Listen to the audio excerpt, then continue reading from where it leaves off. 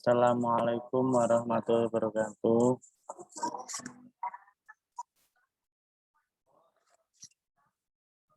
Assalamualaikum warahmatullahi wabarakatuh. Waalaikumsalam warahmatullahi wabarakatuh. Alhamdulillahirabbil alamin. Wassalatu wassalamu ala asrofil anbiya wal mursalin sayyidina wa maulana Muhammadin amma ba'd. Puji syukur kehadirat Allah Subhanahu wa taala yang telah melimpahkan rahmat taufik dan hidayahnya kepada kita semua sehingga kita bisa berkumpul pada pagi hari ini untuk melakukan pembelajaran dengan materi suhu dan kalor. Nah, sebelumnya Bapak izin mengabsen kalian terlebih dahulu. Ayo Wandira.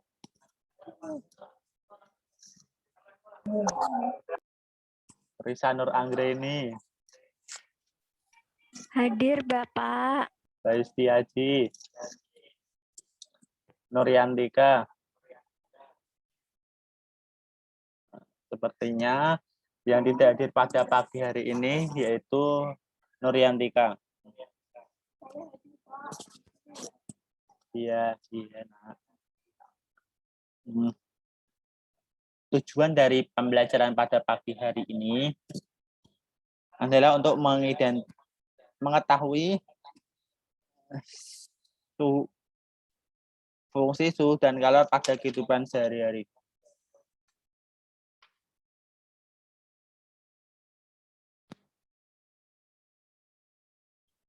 Yang akan kita pelajari yaitu ada 5. Suhu, termometer, pemuaian, kalor, dan asas Black.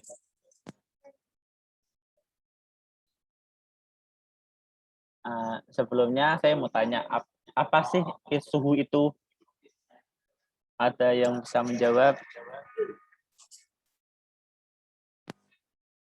Suhu itu kayak panas gitu Pak, dingin itu suhu yang biasanya pakai termometer. Ya, tepat sekali. Suhu itu merupakan derajat atau panas dinginnya suatu benda. Nah, untuk alat untuk mengukur suhu itu adalah termometer. Di sini termometer itu dibedakan menjadi 4, yaitu termometer Celcius, Fahrenheit, Kelvin, dan Reaumur.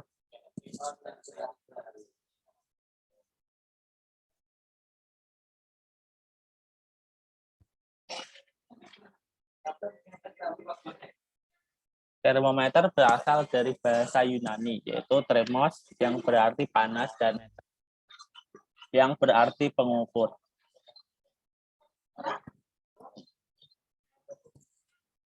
Di sini ada angka-angka yang menunjukkan nilai dari masing-masing termometer. Pada termometer Celcius itu dimulai dari 0 derajat Celcius sampai 100 derajat Celcius. Sedangkan untuk Fahrenheit dimulai dari 32 derajat Fahrenheit sampai 212 Fahrenheit. Untuk Kelvin 273 sampai 373. Sedangkan untuk yang terakhir Reaumur 0 derajat Celcius sampai 80 derajat Reaumur. Selanjutnya itu pemuaian. Pemuaian itu ada 3, pemuaian pada zat padat, zat cair, dan zat gas.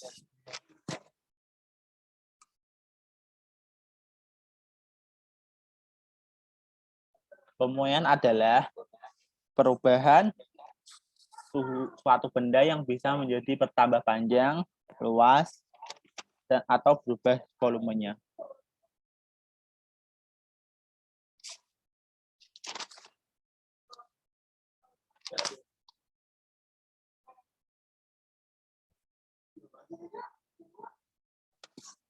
Selanjutnya itu pemuaian pada zat padat itu ada 3 juga. Muai panjang itu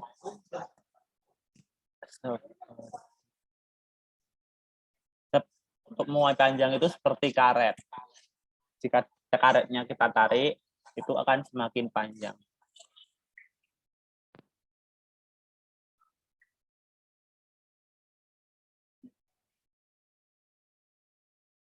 Sedangkan yang kedua yaitu muai luas dan ketiga muai volume.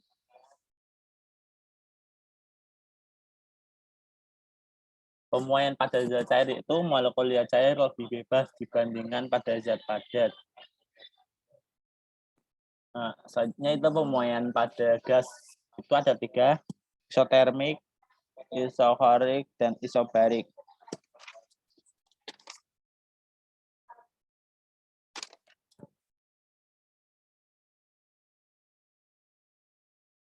Nah,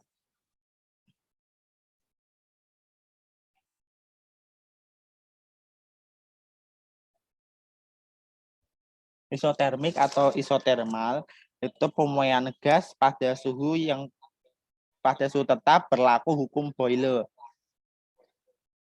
dengan rumus PV sama dengan tetap. Jika dijabarkan itu P1 dikali V1 sama dengan P2 dikali V2. Selanjutnya yaitu isobarik. Pemuaian gas pada tekanan tetap berlaku hukum Gay-Lussac, yaitu gas yang di dalam ruang tertutup dengan tekanan dijaga tetap, maka volume gas banding dengan suhu mutlak. Nah, pada tekanan isobar berlaku rumus P atau tekanan sama dengan V per T1 sama dengan V2 per T2, di mana V itu melambangkan kecepatan dan T melambangkan periode atau waktu.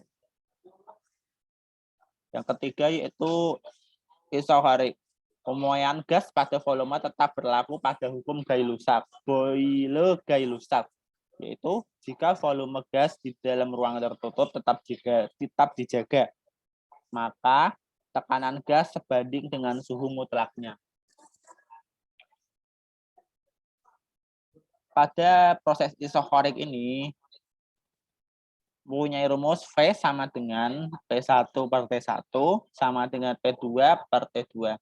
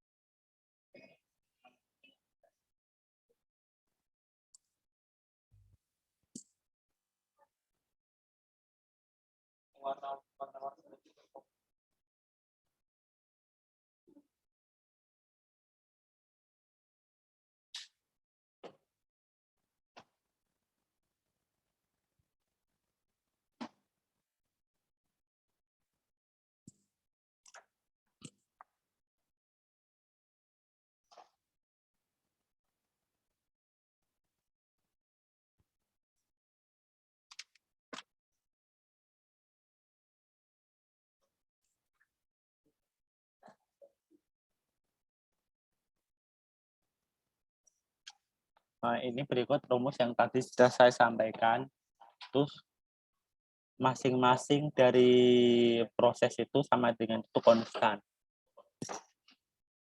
Selanjutnya yaitu kalor.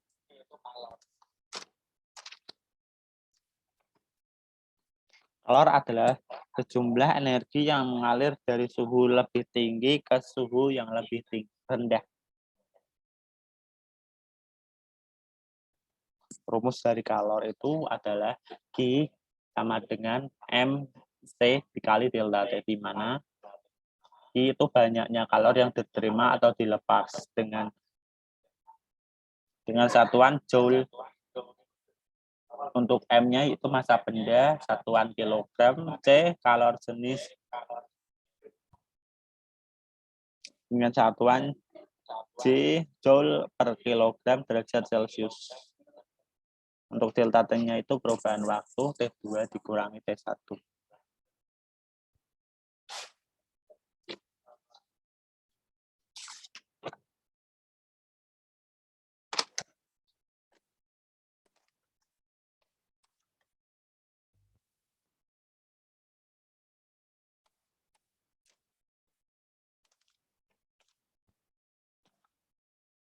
Untuk kapasitas kalor yaitu C besar dilambangkan dengan kapasitas kalor dengan satuan Joule per derajat Celcius. Kalor laten yaitu kalor yang diperlukan oleh suatu 1 kg zat untuk berubah wujud. Kalor laten itu dilambangkan dengan L sama dengan Q per M. Selanjutnya yaitu hukum asas Black.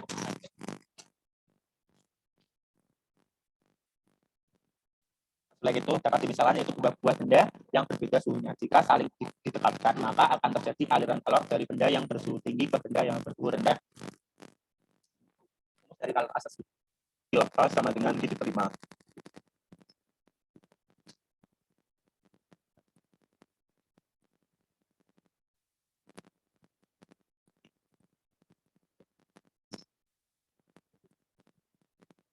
Coba berarti pada grafik yang dari depan ini. Jika pada suhu minus 10 derajat ini wujudnya yaitu berupa gas. Setelah dinaikkan suhunya menuju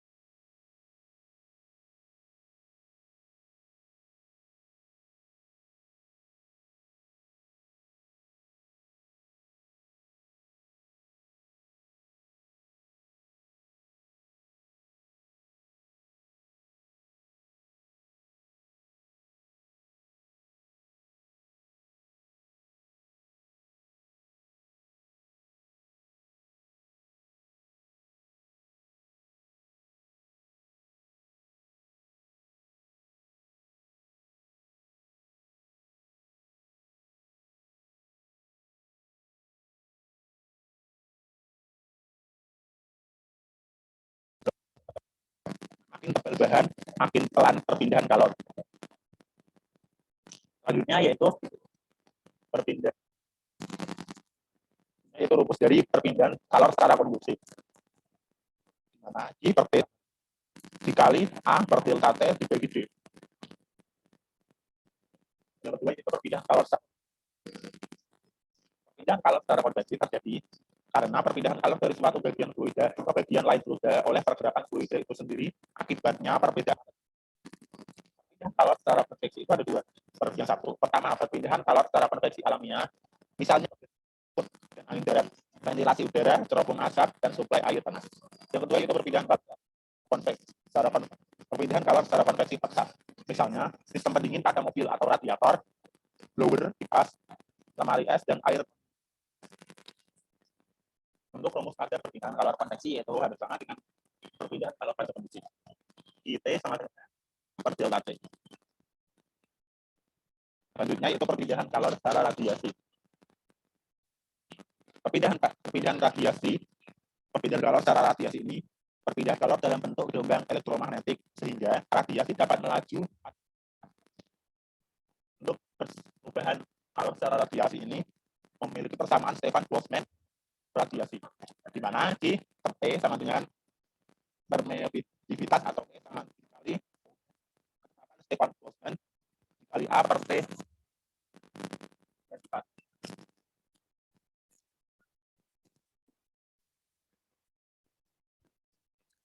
Mungkin itu saja penjelasan dari Bapak. Apakah ada yang dari anak-anak semua? Jika iya, saya persilahkan. Bapak izin bertanya, contoh penerapan pembelajaran ini apa ya?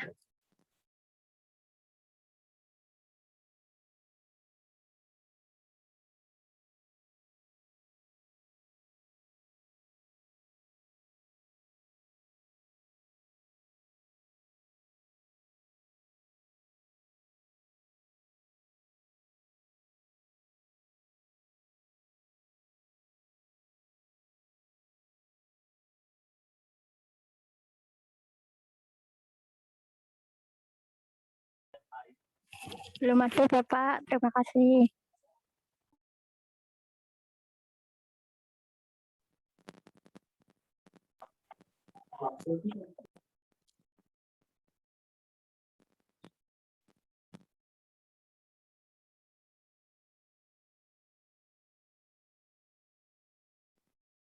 Oke, kalau tidak ada, Bapak akhiri sampai di sini saja pembelajaran pada pagi hari ini.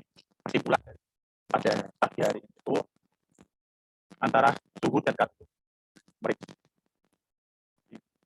kalau itu sama-sama mempelajari tentang panas dan punya juga sama yaitu termometer. Terima kasih sebelumnya. Bila itu saya, wassalamualaikum warahmatullahi wabarakatuh. Waalaikumsalam warahmatullahi wabarakatuh.